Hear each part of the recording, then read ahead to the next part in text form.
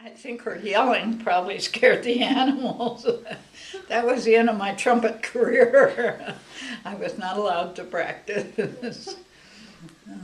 So before here, where did you and Bob build houses?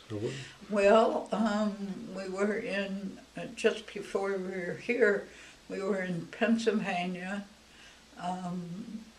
Bucks County, and Bob was working with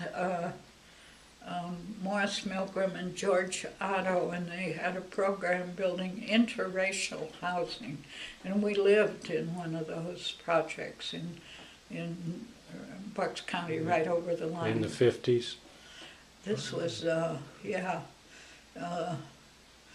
late 50s. He built Frank Lloyd Wright houses in Michigan before then.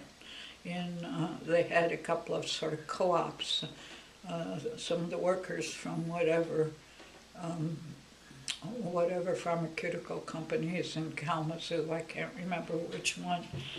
And Mr. Wright had designed all the houses, and Bob went up originally, and there were 2 or 3 guys building them. And eventually they dropped out, and so he had a crew of 1 or 2, and Mr. Wright came around once, and he looked around, and he said, "Best job I ever saw building my houses." Now, you didn't just build houses that Mr. Wright designed. You did the engineering. You figured out all the bugs because The details. he emphasized design, and he wasn't too particular on his plans about all the details. But they poured concrete colored blocks and made blocks, and they poured concrete colored floors. That's where I guess we got the idea for the Swann House and the Musty Center, and then they laid the blocks up, and they had metal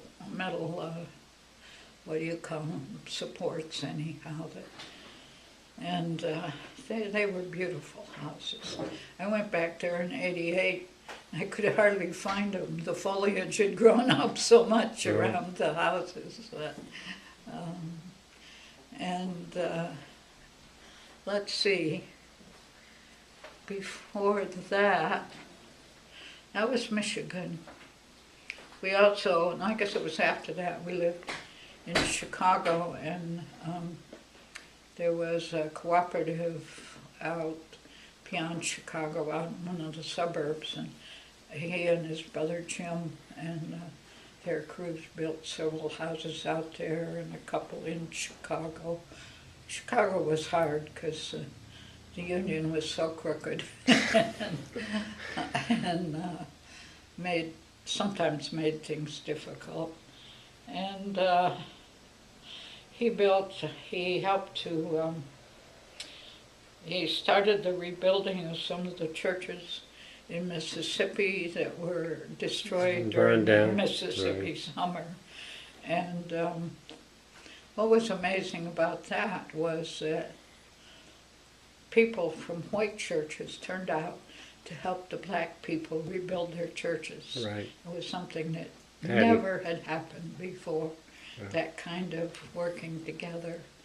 And I think he built 4 of the churches, or supervised the building 4 or 5, and then a Mennonite crew came down and did some more.